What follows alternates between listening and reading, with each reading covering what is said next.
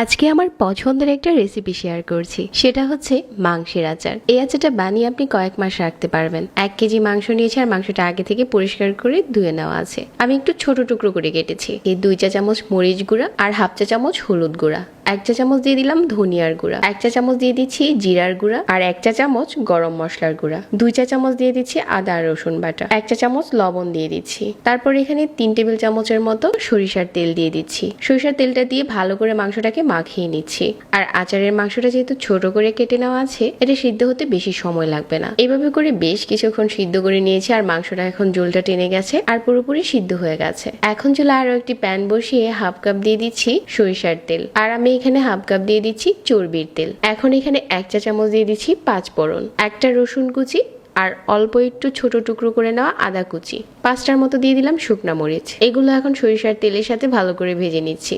এখন আগে থেকে যে মাংসটা আমি সিদ্ধ করে রেখেছিলাম এটা দিয়ে দিচ্ছি।